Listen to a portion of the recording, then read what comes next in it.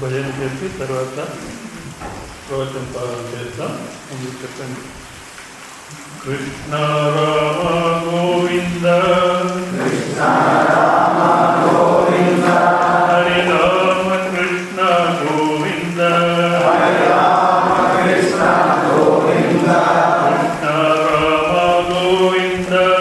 కృష్ణ రామ గోవింద హరి రామ కృష్ణ గోవింద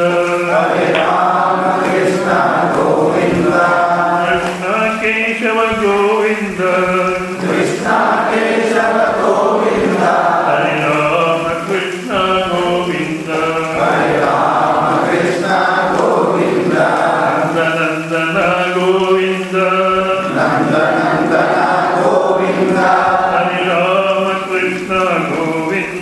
హరి రామ కృష్ణ గోవింద నందనందన గోవింద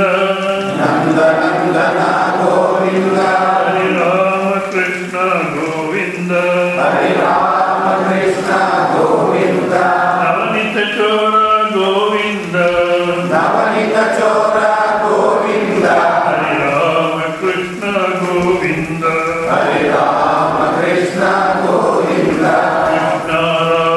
గోవింద కృష్ణ రామ గోవింద హరి రామ కృష్ణ గోవింద వేణు విలోల గోవింద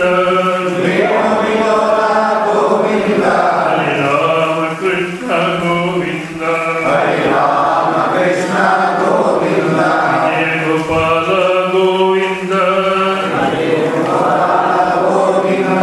విజయ గోపాల గోవింద విజయ గోపాల గోవింద అజయ గోపాల అన్నారు. విజయ గోపాల గోవింద హరి రామ కృష్ణ గోవింద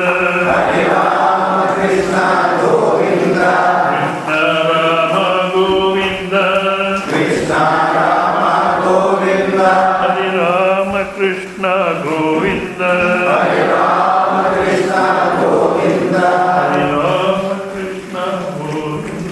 హరి రామ కృష్ణ గోవింద ఓం సహనావతు సహనౌ భునక్తు సహ వీర్యం కరవావహై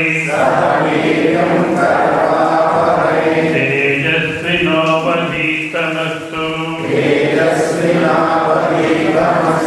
మా విద్విషావహై.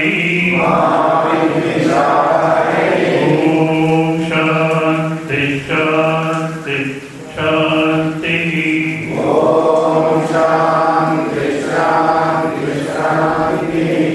ఆనంద పరమానంద. ఇది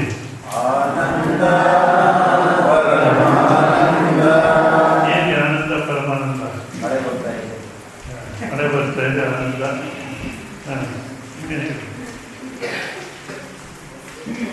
ಆರಾಧನ ಕಾರ್ಯಕ್ರಮವಿದು బ్రహ్మానంద.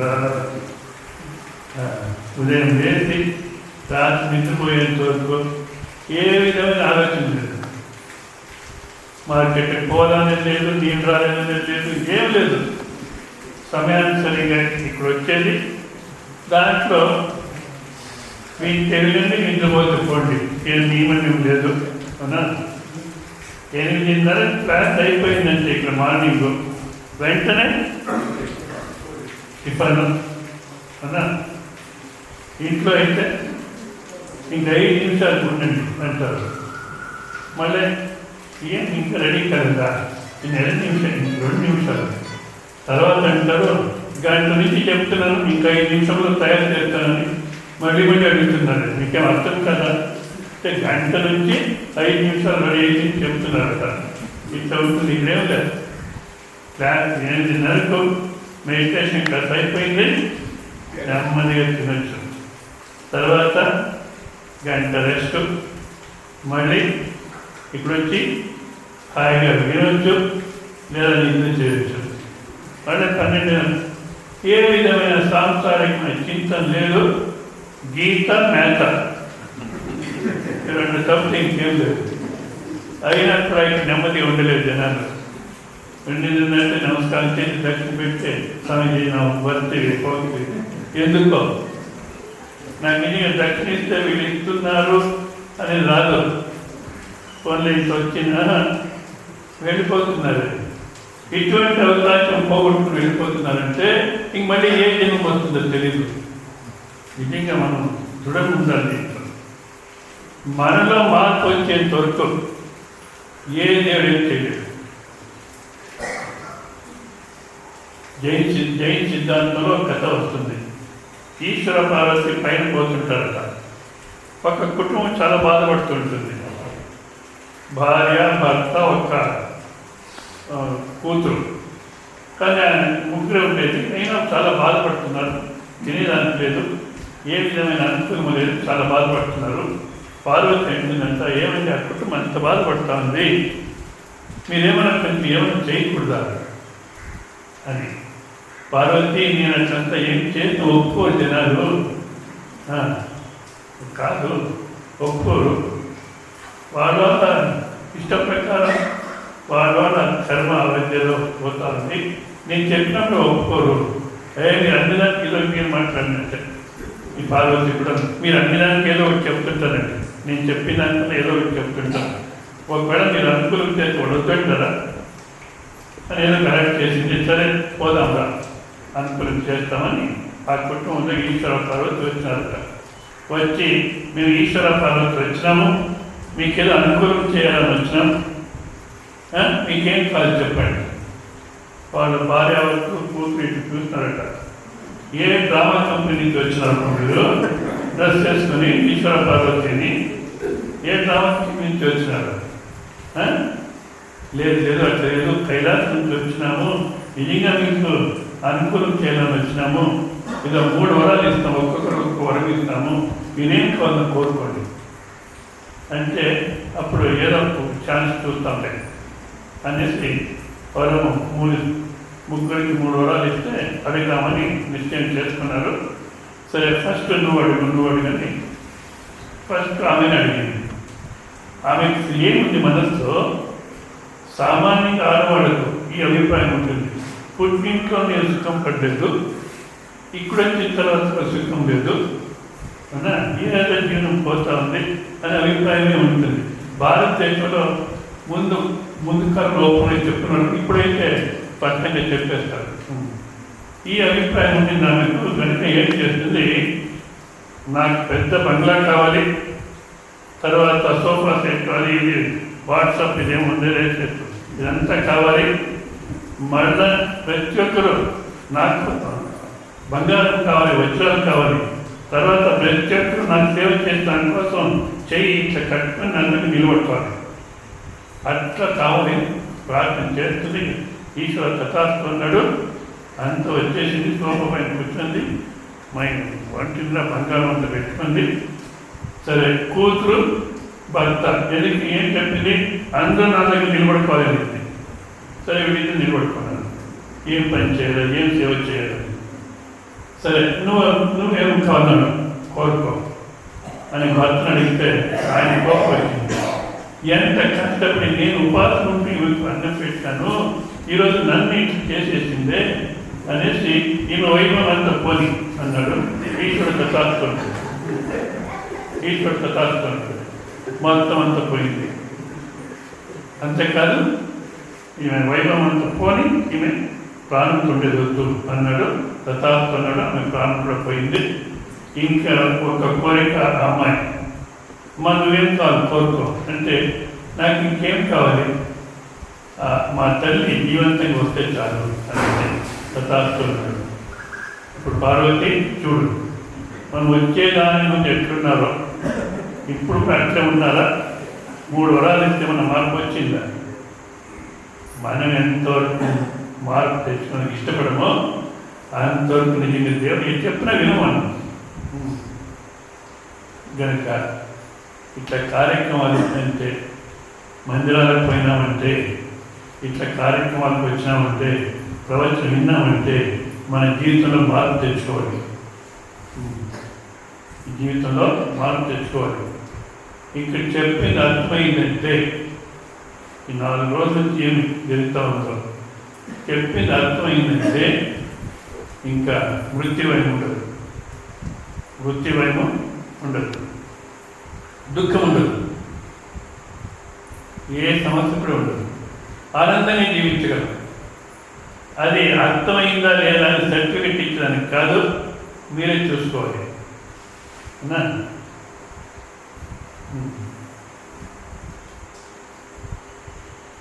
ఇంటికి పోయినారు,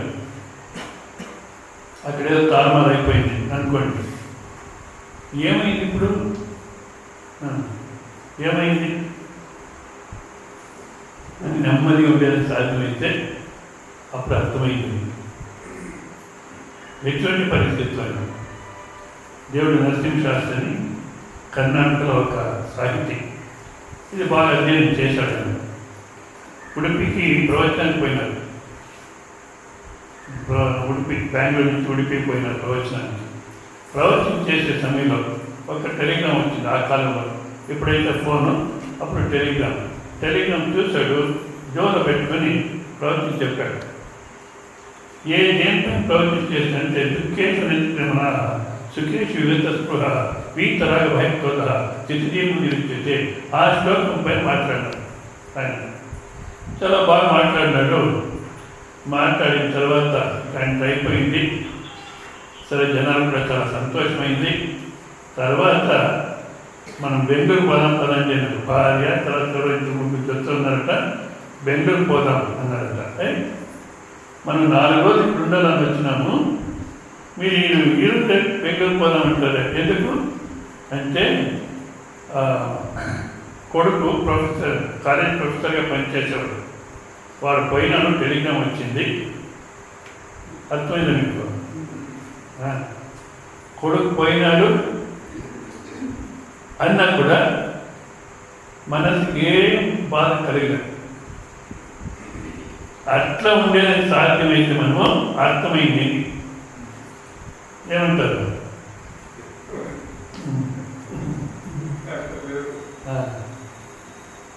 అంతేకాదు, ఆయన శ్లోకం చెప్పే సమయంలో ఊరికే గ్రంథంలో ఉన్న శ్లోకం కాదు, ఆ స్థితిలో ఉంటూ చెప్పాడు.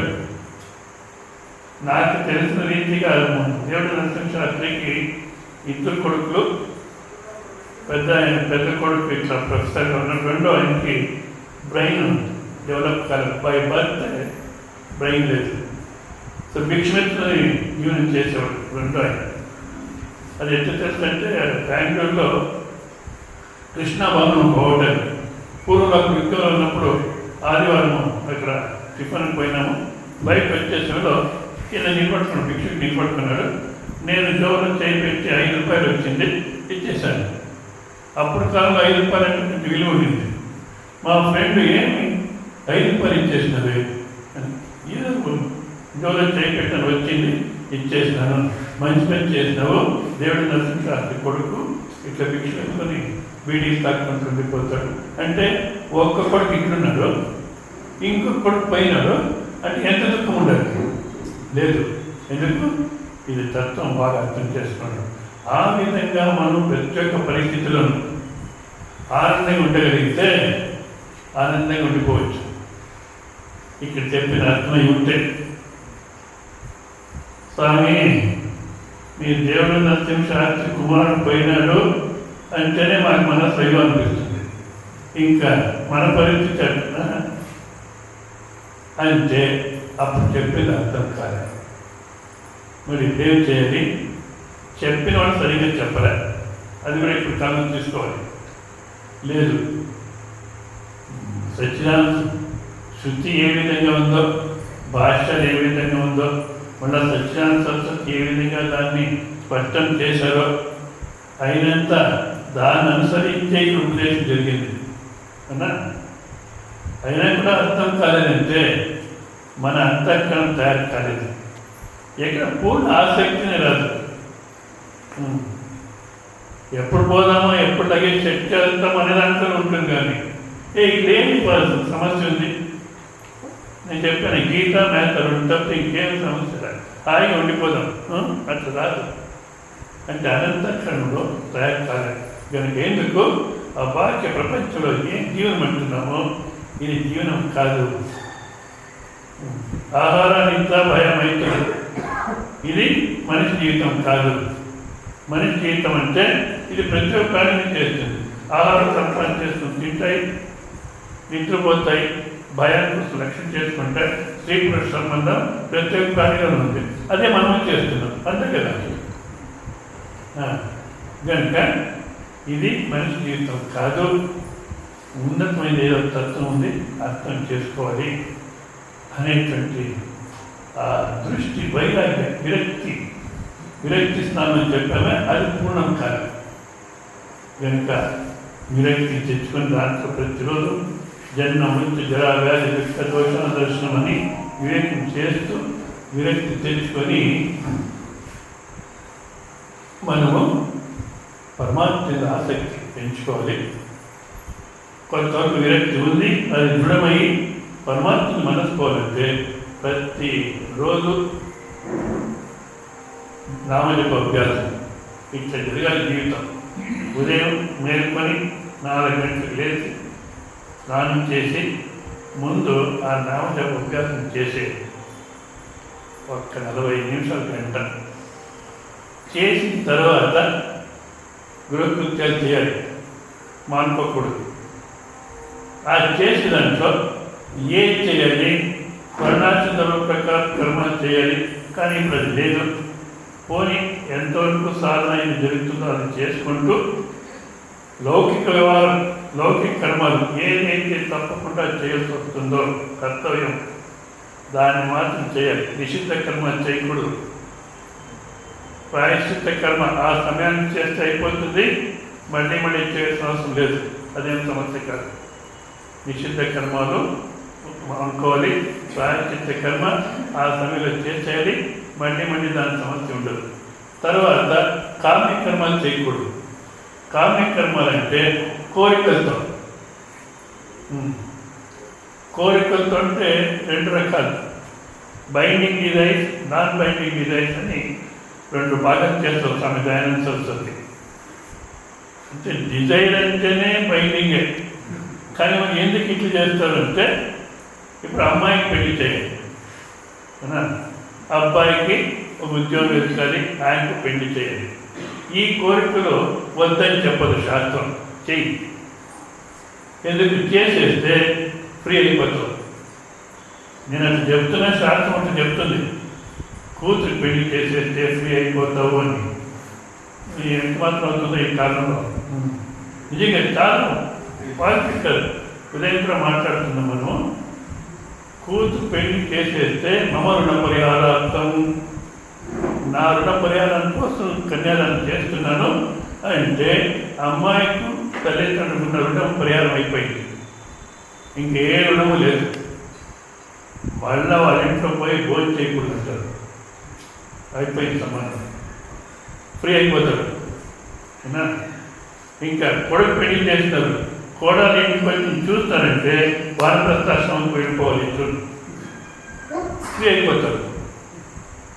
అప్పుడు పోలేదు, పోని మనవడో మనవరాలో పుట్టింది, ఫస్ట్ మామ ఆ ముఖం చూడాలట. ఆ ముఖం ఆ అబ్బాయి మనవరాలో మనవడు ముఖం చూస్తానంటే వానప్రస్థాశ్రమం వెళ్ళిపోవాలి చూడు. లేదా తెల్ల వెంట్రుకలు వస్తే పోవాలి అంటారు. ఇప్పుడు కాలంలో రంగు వేసుకుని ఇక్కడే ఉంటారు,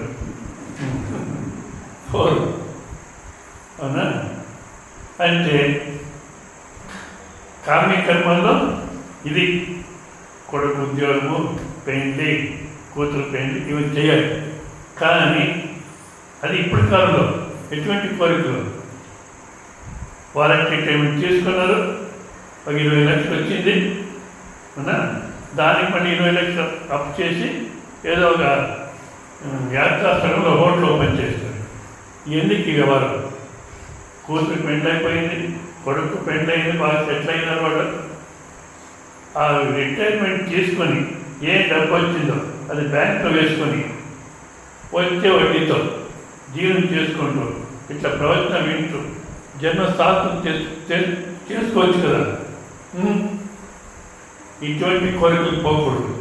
కనుక ప్రతిరోజు ఇప్పుడు ఇంటికి తిరిగిపోయిన తర్వాత కర్మాలు చేయాలంటే ఏ కర్మాలైతే తప్పకుండా చేయాలో కోరికలు లేకుండా అటువంటి కర్మాలు చేయాలి. చేస్తున్నాం స్వామి, ఇది చేస్తున్నాం కదా. అవును, ఇప్పుడు వచ్చినప్పుడు ఎట్లా చేస్తున్నారో తిరిగిపోయిన తర్వాత కూడా అట్లే చేస్తాము అంటే లాభం లేదు. మార్చుకోవాలి. ఎందుకు? నిస్సంగతే ద్వంద్వ ప్రాణపూర్వక ఈశ్వరారాధనార్థే కర్మయోగే కర్మానుష్ఠానే. ఎవరు చేస్తున్నారు నిజంగా? నేను చేస్తున్నానని అభిమానం వస్తుంది. పుట్టుక మన ఇష్ట ప్రకారం కాదు, పోయేది మన ఇష్ట ప్రకారం కాదు. అవునా? ఈ మధ్యలో ఊపిరాడుతుంది. ఆడుతుందా లేదా? మళ్ళీ ఇట్లంటారు. అనుమానమా? డౌట్ ఉందా? ఆడుతుంది. ఎవరి ఇష్ట ప్రకారం ఆడుతుంది. మీరేమన్నా ప్రతిరోజు ఉదయం లేచిన తర్వాత ఉండు, ఈరోజు మర్చిపోకుండా ఊపిరాడాలి అని నిశ్చయం చేసుకుని ఊపిరాడుతున్నారా? జరుగుతుంది. ఏ ఒక్క శక్తి, ఏ ఒక్క పరమాత్మ మనం జన్మం ఇచ్చాడో మళ్ళీ ఎప్పుడు తీసుకొని పోతాడో ఈ మధ్యలో ఊపిరాడుతుంది అంటే ఆయన ఇచ్చే ప్రకారమే జరుగుతుంది. శివాజీ మహారాజు సమర్థ రామదాస్తో అన్నాడట, నా దేశం చాలా బాగా పెట్టాను, ఇరుగు పొరుగు ఈ దేశం వాడు నన్ను చూస్తే భయపడతారు, అట్లా చేశాను ఇట్లా చేశాను అంతా చెప్పుకోపోతున్నాడట. అక్కడ ఎవరు నూతి తవ్వుతున్నారు, బావి తవ్వుతున్నారు. అక్కడ ఒక రాయి దొరికిందట. ఆ రాయిని ఏదో డైనామైట్ వేసి పగలు కొట్టినారు. అది 2 భాగాలు అయింది. 2 భాగాలు అయితే దానిలో నీళ్లుంది, అక్కడ ఒక కప్ప ఉందట. అప్పుడు వెంటనే శివాజీ ఎంత వ్యవస్థ చేసినావయ్యా, ఆ రాయిలో నీళ్ళు దాటుగా జీవిని చేసేంత వ్యవస్థ చేసినామంటే ఈ రాజ్యం చాలా బాగా కట్టుకున్నాం అంటే శివాజీ మహారాజ్ తల ఉంచుకున్నాడు. ఎందుకు? నేను చేసిన వ్యవస్థ కాదు అంటే నాకు ఉద్దేశం చేస్తున్నాడు సమర్థ రామదాస్. ఏమని? నేను చేస్తున్నా ఇట్లా పెట్టినాను అంటున్నావు, ఇది ఎవరు చేసినారు? నీ రాజ్యంలో పరమాత్మ ఆడిస్తున్నాడు, మనం ఆడుతున్నాం. ఆ కర్తృత్వం తీసేసుకోరు. బొమ్మలాట ఇది బొమ్మలాటరా నమ్మరన్నమాట, బొమ్మలాట అన్నా. కనుక ఆ కర్తృత్వం లేకుండా ఇష్టఫలం అనిష్టఫలం ఏది వచ్చినా సరే మనం ఏం చేస్తాము? అనుకున్న రీతికి వస్తే పొంగిపోతాము, ఎగరలాడతాము, ఏదో రామాయణం. మనం అనుకున్న దానికి విరోధం అయితే మళ్ళీ అక్కడ కూడా ఏడుస్తుంటాం. సుఖము దుఃఖము రెండును మనోవికారాలే. అందుకే సుఖంలోనూ నెమ్మదిగా ఉండరు, దుఃఖంలో నెమ్మదిగా ఉండరు జనాలు. మీరు కావాలంటే చూడండి, కొడుకు ర్యాంక్ వచ్చినాడు, ఇంకా 6 రోజులు నిద్రపోరు వాళ్ళు ఇద్దరు తల్లిదండ్రులు. ర్యాంక్ వస్తే హాయిగా నిద్రపోండి అంటే లేదు. రాత్రి ఇద్దరు భార్యతో మాట్లాడుకుంటుంటారు, అబ్బా ర్యాంక్ వచ్చినాడు, ఏ కోర్సు పంపలేదు. ఏం కోర్సు పంపిస్తాం, వాళ్ళకి డబ్బులే లేవు, ఏ కోర్సు అది అట్లా లేదు. ర్యాంక్ వచ్చినట్టు ఏదో పంపించేది. అసలు ఆమె ఏంటంటే మా అన్నయ్య ఫోన్ చేస్తున్నట్టు వాడు దొరకలేదు. నేను చెప్పినానా వాళ్ళకి ఫోన్ చేయొద్దని, ఎందుకు కొట్టుకొని వస్తారు వాళ్ళు.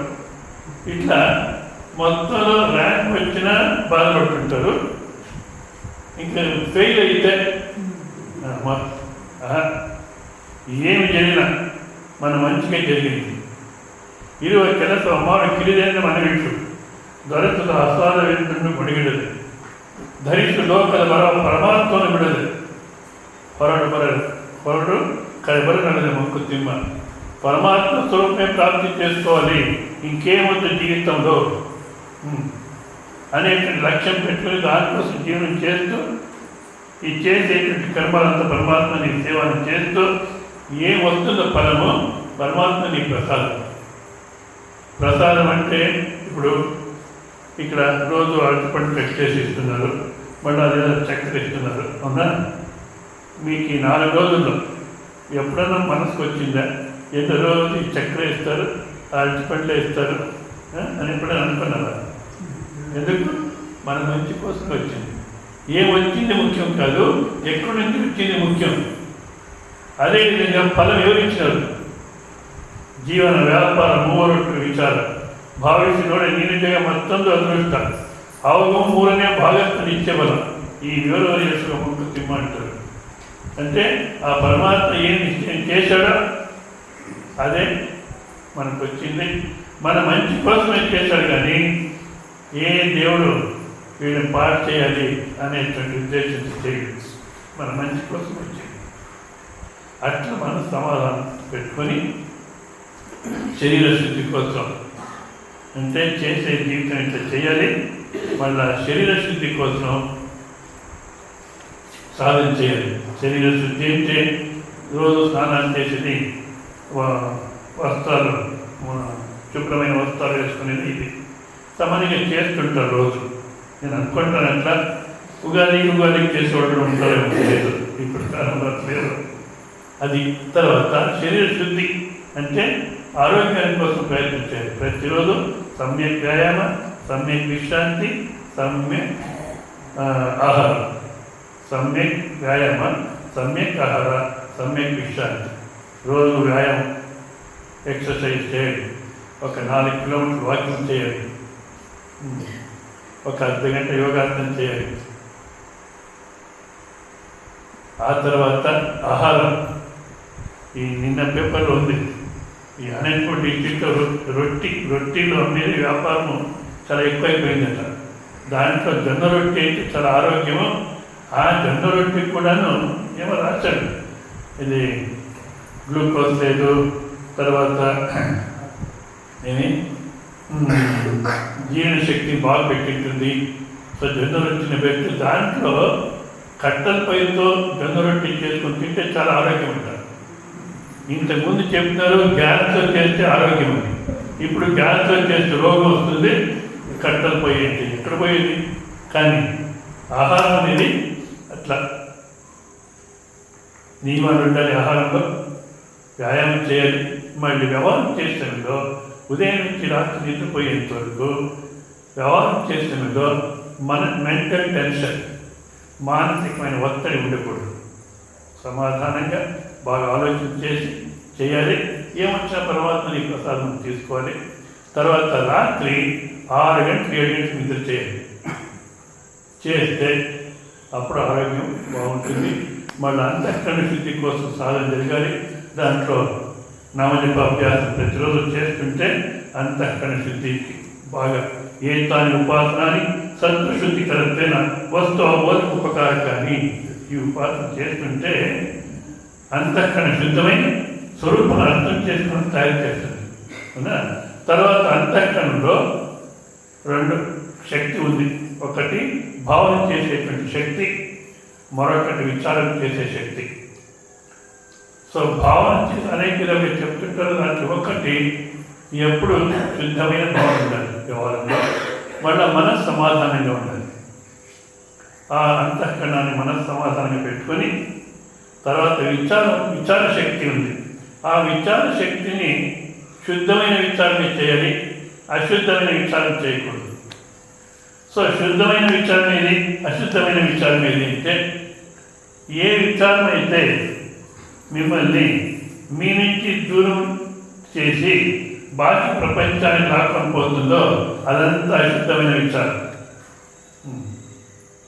ఏ విచారం అయితే మిమ్మల్ని నుంచి దూరం చేసి బాహ్య విషయాలకు లాక్కొని పోతుందో అదంతా అశుద్ధమైన విచారం. ఏ విషయం అయితే బాహ్య ప్రపంచం నుంచి విడదీసి, ఏ విచారం అయితే బాహ్య ప్రపంచం మమ్మల్ని విడదీసి అంతర్ముఖం లోపలికి లాక్కొని పోతుందో అది శుద్ధమైన విచారం. కనుక మీరే బాగా నిశ్చయం చేసుకోవచ్చు. ఇప్పుడు ఇక్కడ రోజు ప్రవచనం జరుగుతుంది అనుకోండి,